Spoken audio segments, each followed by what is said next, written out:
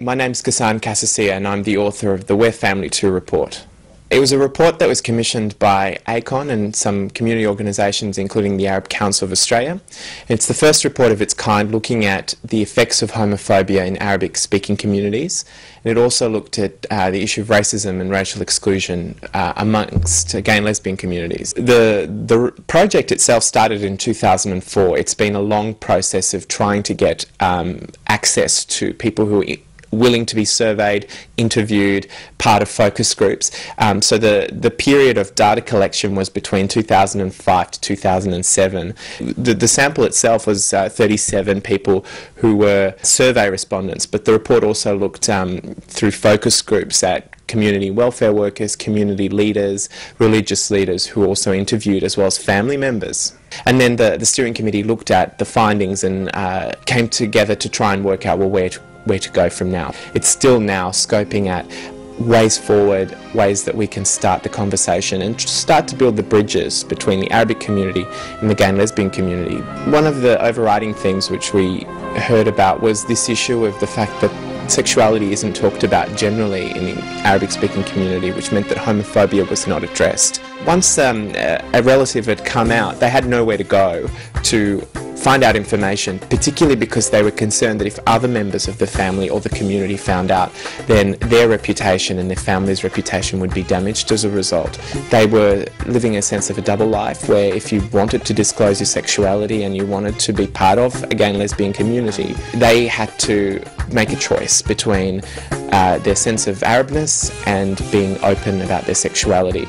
They experienced high levels of rumours being spread about them from people within their community. Part of the issue was that when people did disclose their sexuality and became part of gay and lesbian communities, they actually met with the opposite issue, which was racism from within the community.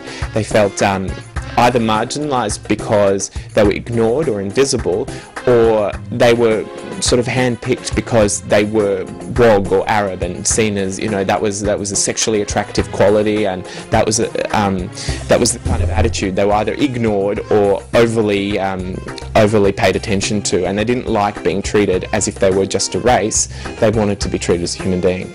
Some of the results were surprising. We found that 3 in 4 people had experienced physical violence from within their own communities, Arabic communities and their families, and 1 in 4 had actually experienced the threat of physical violence. So there were some high levels of physical and verbal abuse reported.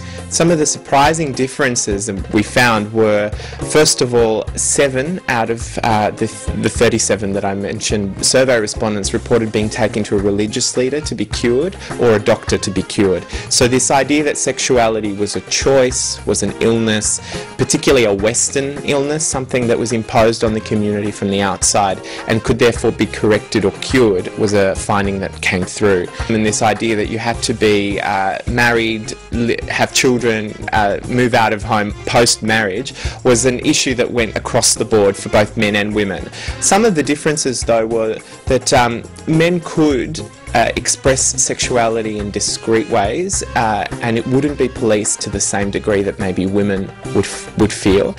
Some of the positive findings which we also found were there's actually quite a bit of support. Once people had disclosed their sexuality to, say, mothers and siblings, they found that some people within their families were more supportive than perhaps they'd expected them to be.